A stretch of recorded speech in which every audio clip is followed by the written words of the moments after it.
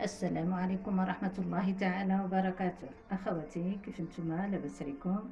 كنتمنى تكونوا بخير وعلى خير وصحة جيدة إن شاء الله. كنشكركم بزاف على الدعم ديالكم والتشجيعات ديالكم.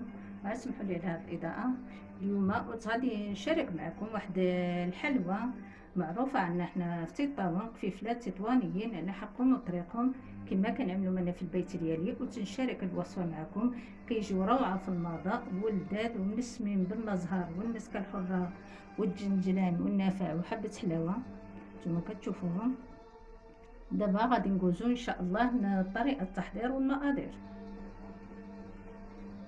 عندنا 250 غرام د الزبده بحراره المطبخ، 160 غرام د السكر، 180 غرام د الزيت، 125 غرام د المزهر، عندنا جوج د البيضات بحراره المطبخ، 5 معالق كبارين د الجنجلان اللي كنكونوا غسلناه ونشفناه بدون تحمير، كيجي 50 غرام الا بغيتوها بالميزان. عندنا معلقه كبيره د النافع اللي كنكونوا هرمشناه شويه، وعندنا معلقه كبيره د حبه حلاوه وشويه مسكه حره مطبوعه مع شويه مليحه والضائع حسب الخليط. وعندنا خميره د الحلوى من فئه 20 غرام، وخميره د الفلانشينو من فئه 5 غرام. دابا غندوزو للطريقه. اول حاجه غنبداو بها نشبرو الكسيعه ديالنا ولا الاناء اللي غنخلطو فيه، نعملو فيه داك 250 غرام د الزبده بحراره المطبخ، ونضيفو عليها داك 160 غرام د السكر،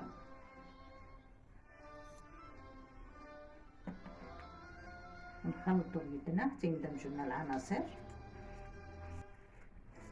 كنخدمو السكر مع الزبده، عسلكم لي انا ما نقدرش نخدمو بيدي، نخدمو السباتيلا. بعد ما خلطنا السكر والزبده مع بعضيتهم غنضيفو الزيت، عندنا 180 غرام د الزيت، ونخلطو حتى يندمجو مع بعضيتهم.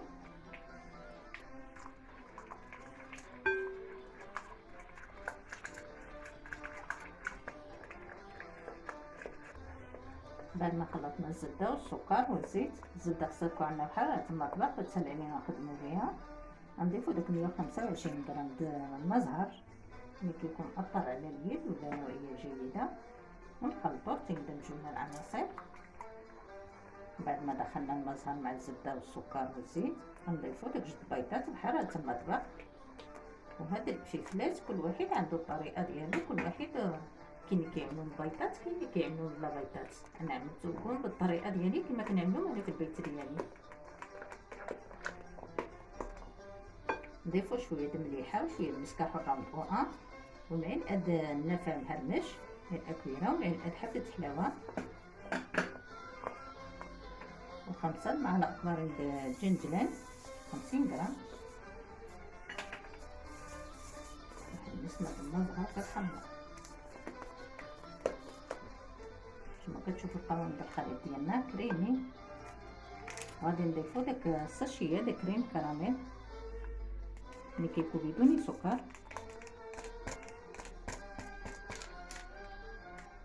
غادي نبداو نضيفو الدقيق ديالنا شويه بشويه، حنا غنخلطو ونضيف داك الساشيه د خميره الحلوى عندي فئه 20 غرام.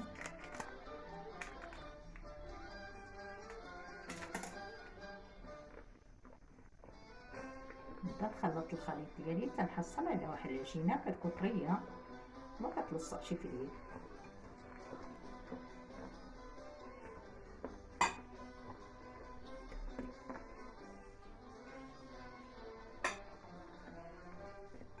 كنضيف الدقيق شويه بشويه وانا كنخلط تنحصل على واحد العجينه.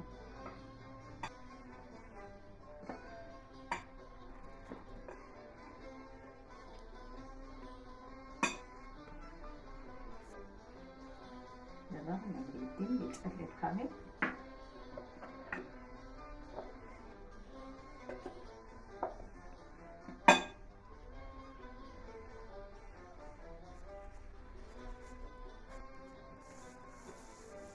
بعد ما خلطنا الخليط ديالنا غدا لي كيلو د الطحين، ولكن نتوما على حسب النوعيه د الطحين كتكون العجينه ديالنا على هذا الشكل طريه ورطيطه ما كتلصقش في اليد.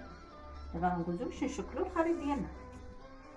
نشبرو شويه من الخليط نشكلوهم على شكل كويرات، نقدروا نكوروا الخليط ديالنا كامل من بعد نشكلوهم نعملوهم على شكل حريبلات ومن بعد نشدوهم على شكل دميليش. هاد الفلفلات عندنا معروفين في تيطاون، اما كنرشموهم بهاد المريشم عندنا خاص بالفقاصه هذا المريشم، واما كنخليوها كنشدوها عاديه بحال هيدا وصافي كنشدوها عاديه على هذا الشكل نزلوه في الصينيه. انا غادي على هاد الطريقه تنسالي الخليط ديالي. اللي عنده المريشم يشدها بالمريشم، اللي ما عندوش يشدها على هذا الشكل على شكل دميلش. من بعد ما سالينا الفلفله ديالنا غوزو باش ندهنوهم بيضه كامله كنخلطوها. غادي ندهنو بها الفلفله ديالنا وغادي نرشوهم بالجنجلان. في هذه الاثناء كنكونوا شعلنا الفران ديالنا يسخن باش ملي كنساليو بالدهن والرش ديال الجنجلان كندخلوهم للفران كيتحمروا كنخرجوهم. حين ندهنو وحده ولا جوج كنبداو نرشو الجنجلان باش كيلصقنا فوق منا الجنجلان. منبقاوش تندهنوهم كاملين عاد نرشو الجنجلان حتى نجبروهم يبسو ما يلصقناش عليهم الجنجلان. دابا غندخلوهم للفران. هذا الشكل ديال الحلوه ديالنا من بعد ما طابت. كنتمنى لنا الاعجاب ديالكم. مع السلامه الى فيديو اخر ان شاء الله.